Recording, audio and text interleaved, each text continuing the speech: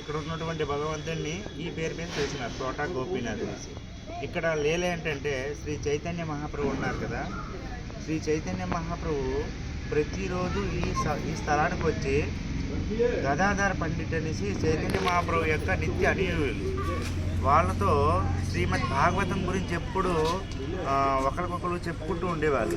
ప్రహ్లాద్ మహారాజ్ గురించి, ధ్రువ మహారాజ్ గురించి, భగవంతుడి యొక్క దివ్య లీలల గురించి చెప్పుకుంటూ ఉండేటప్పుడు ఆ విధంగా చెప్పుకుంటూ ఒకానొక రోజు ఏం జరిగిందంటే చైతన్య మహాప్రభుకి కృష్ణుడితో విరహ కారణంగా, ఓ ప్రాణనాథ నువ్వు ఎక్కడికి వెళ్ళిపోయావు ఏంటనేసి ఆ విరహంతో విప్రలంబ భావంతో దొర్లుతూ ఉంటే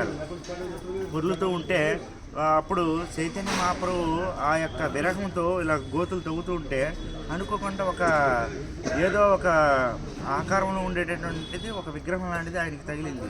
అప్పుడు గదాధర పండితులకి చెప్తారు, ఏ గదాధర నీకు ఒక తెలుసా, ఇప్పుడు అద్భుతం నీకు చూపించబోతున్నాను, దీన్ని నువ్వు అంగీకరిస్తావా అంటే ఏంటని చూసరికి ఇద్దరు కలిపి చూసరికి అక్కడ ఎవరో కాదు, గోపీనాథ్ అంటే కృష్ణుడు యొక్క విగ్రహం అక్కడ ఉంటుంది. కాబట్టి అప్పుడు దాన్ని చైతన్య మహాప్రభు ద్వారా ఇది ఆవిష్కరించబడింది. కాబట్టి ఈ తోటలో వెలిచాడు కాబట్టి దీన్ని తోట గోపీనాథ్ అంటారు. అక్కడ లలిత భగవంతుడు అంటే తోట గోపీనాథ్తో సహా రాధారాణి, లలిత ఉన్నారు. ఇటువైపు లెఫ్ట్ వైపు బలదేవుడును ఆమె యొక్క ధర్మపత్ని అయినటువంటి రోహిణి, ఇంకా వారిని. అటువైపు ఏమొచ్చి రాధాకృష్ణులు, గదాధర పండితుడు, గౌరి గదాధర కృష్ణుడు ఉన్నారు అనుకుంటా లాస్ట్లో, అదే కదా. అయితే ఇంకొకలే దివ్యమైనటువంటి లీల ఏం జరిగిందంటే ఎప్పుడైతే శ్రీ చైతన్య మహాప్రభు ఆయన యొక్క దివ్య లీలల్ని ఇంకా సమాప్తి చేసేయాలనుకున్నారో ఆ సమయంలో శ్రీ చైతన్య మహాప్రభు ఇక్కడికే వచ్చి ఆ గోపీనాథ్ యొక్క ఇక్కడ ఏమంటారు దీన్ని మోకాల్లోకి ప్రవేశించారు.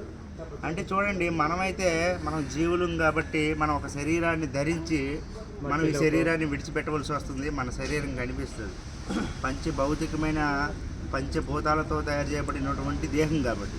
కానీ భగవద్గీతలో కృష్ణుడు చెప్పినట్టు సంభవామి ఆత్మమాయ అంటాడు.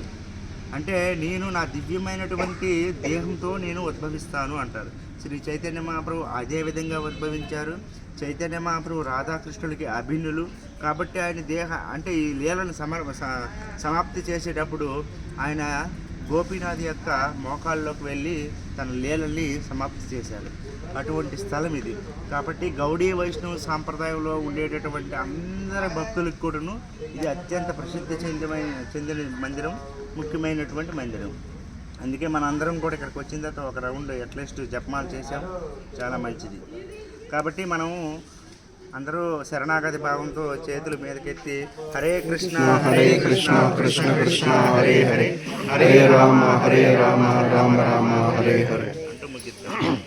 ఇప్పుడు అందరు బస్సులో ఏమైనా పాయింట్స్ లేవు. మేము తోటలు పెంచేవాళ్ళం ఎక్కువగా, నిమ్మ తోటలు, మామిడి తోటలు. కాకపోతే మా పేరు తోట వేణుగోపాల్ అని పెట్టారు.